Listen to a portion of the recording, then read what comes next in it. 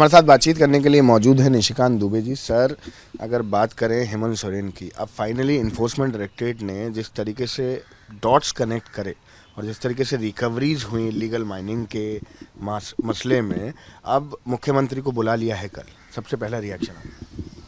देखिए, आपके चैनल ने इसके ऊपर बहुत लंबी चौड़ी स्टोरी की थी, जहाँ तक मुझे याद है। पंकज मिश्रा के यहाँ रेड हुआ, वो विधायक प्रतिनिधि हैं, और जो इनके सीए हैं जयपुरियार, उनके यहाँ रेड हुआ। उन दोनों रेड से जो अखबार के माध्यम से मैं पढ़ पाया, या सीबीआई ने जो ईडी ने जो अपनी चार्जशीट कोर्ट में फाइल की है, कि कैश के एक बड़े ट्रांजैक्शन, चाहे वो घाट लेने का सवाल हो, चाहे बैंक में पैसा जमा करने का सवाल हो, चाहे प्रॉपर्टी लेने का सवाल हो, चाहे 1000 करोड़ रुपया सेल कंपनी के माध्यम से बाहर भेजने का सवाल हो, अमित अग्रवाल जो कि जेल में बंद है, या प्रेम प्रकाश जो जेल में बंद है। आप समझिए कि मुख्यमंत्री का सुरक्षा अधिकारी जो है, AK-47 उसके घर पे रह रहा है, मुख्यमंत्री के नाम से सुरक्षा अधिकारी की नियुक्ति होती है, और वो एक दलाल, भ्रष्टाचारी, गुंडे, बदमाश के सुरक्षा में लगा रहता है। इस तरह का जब सिचुएशन हो, माइनिंग मंत्री आप खुद हों, चेकबुक, पासबुक जो है एक रेड में दूसरे के घर में यदि मुख्यमंत्री का पकड़ाता हो, और गृह मंत्रालय आपके पास, माइनिंग मंत्रालय आपके पास, फिर जेल से जो जेल है, जेल विभाग भी आपके पास, जेल से पंकज मिश्रा लोगों को डरा रहा है, धमका रहा है, वो टेंडर मैनेज कर रहा है, उसके ऊपर 20-25 दिन से आप कोई कार्रवाई नहीं करिए, तो रास्ते क्या बचते हैं? रास्ता यही बचता है ना कि आप सबसे बड़े किंगपिन हो, और पहले किंगपिन को ही बुला लिया जाए। यदि ईडी को आप संतुष्ट कर पाए कि नहीं, मेरी इसमें कोई भूमिका नहीं है, तो ईडी को कोई सिंह थोड़े हुआ है कि आपको जो है वो पकड़ लेगा। लेकिन ईडी यदि संतुष्ट नहीं हुई, तो मुझे लगता है कि बिहार झारखंड का ये तीसरा उदाहरण होगा कि लालू प्रसाद जी जिस तरह से जेल गए, मधु कौड़ा जी जेल जैसे गए, तो हो सकता है कि हेमंत सोरेन जी यदि संतुष्ट नहीं कर पाए ईडी को, तो वो भी जेल जाएंगे।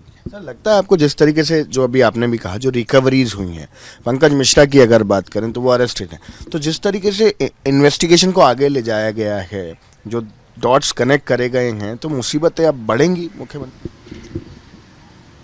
आप ये समझें कि पंकज मिश्रा के ऊपर चार्जशीट फाइल हो गई, जेल में बंद है।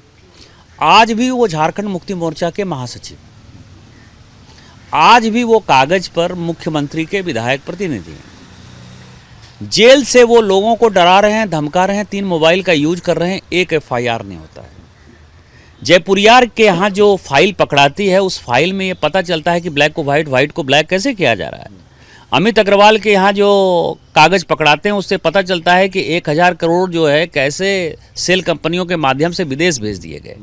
और ऊपर से यदि मुख्यमंत्री उनको प्रोटेक्शन देते हुए नजर आए, जैसे ही लोग होटवार जेल में जाते हैं सभी बीमार हो जाते हैं, सभी को रिम्स में जो है एक बड़ा जो है आलीशान कमरा दे दिया जाता है, और उनको मालिक की तरह मोबाइल फ़ोन और लोगों से मिलने की इजाज़त दी जाती है। इसमें आप क्या कहेंगे?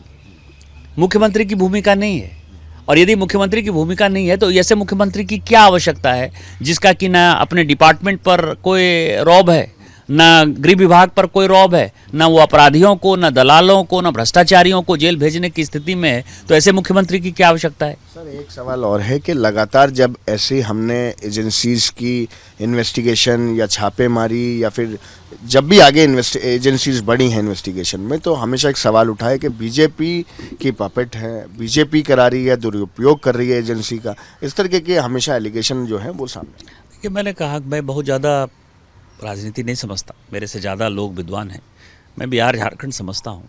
लालू प्रसाद जी जब चारा घोटाले में जेल गए, तो केंद्र में उन्हीं की सरकार थी, देवेगौड़ा जी की सरकार थी, और लालू प्रसाद जी उनको समर्थन दे रहे थे, और राज्य में जो है राबड़ी जी की सरकार थी। उस वक्त एजेंसी बहुत अच्छा काम कर ले रही थी, क्योंकि कन्विक्शन हुआ। मधु कौड़ा जी तो कांग्रेस के समर्थन से मुख्यमंत्री थे, केंद्र में मधु कौड़ा जी की सरकार थी, कांग्रेस की सरकार थी।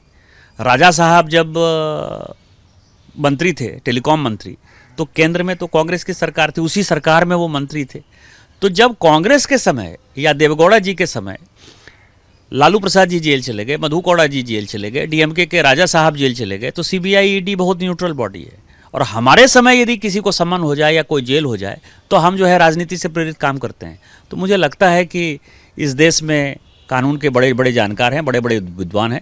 मेरा व्यक्तिगत यह मानना है कि समय समय पर सीबीआई और ईडी एक न्यूट्रल एजेंसी के तौर पर काम करती रही है और आज भी सीबीआई और ईडी एक न्यूट्रल एजेंसी के तौर पर काम कर रही है। ये मोदी जी की सरकार है, ना खाती है ना खाने देती है।